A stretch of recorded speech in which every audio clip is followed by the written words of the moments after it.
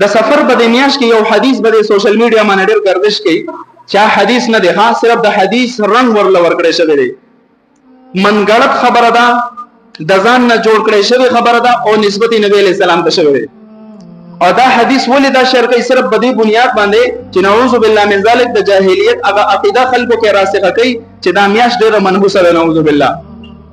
هغه حدیث الفاظ دي، حدیث وته نشه ویلې من بشرنی بخروج سفر بشرته بالجنه، چې نبی علیہ السلام فرمایلی دي چا چې ماته د سفر د میاشتې د ختمېدو بشارت راکو زه به ول د جنت زیری ورکما. ګوره څومره درو خبره ده چې دا میاش ختمېدو بشارت چا راکو نو زه ول د جنت زیری ورکم.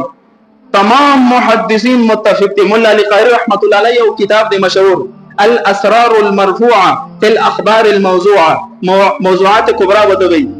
په دغه کې د دې الفاظ لاندې لیکلي دي لا اصل له، اس بنیاد د دې حدیث نشته، لہذا دا حدیث شیر کول په دې نیت چې دا نبی علیہ السلام فرمایلی دی، دا په نبی علیہ السلام دروغ تړل دي.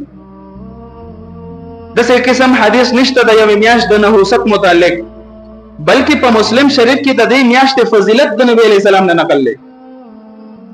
نو څنګه کېدای شي چې نبی علیہ السلام دغه منحوس هم ویلي او فضیلت هم ذکر کړي؟ کېدای نشي. نو دا څه قسم خبره کومه ته راځي بالکل به نشر کې، بلکې به تور دعوت هغه ته پویول شي چې دا دروغ دی مکوا.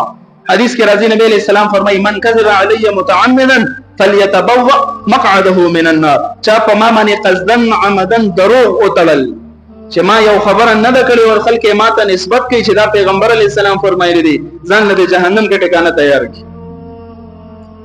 ته چې حدیث نسبت نبی علیہ السلام ته کې مطلب دا ته د دین نسبت کې او خبره نبی علیہ السلام نه کړي، دا په نبی علیہ السلام تهمت تړل دي، دروغ تړل دي. نو دا څه قسم الفاظ بالکل ذکر نشي.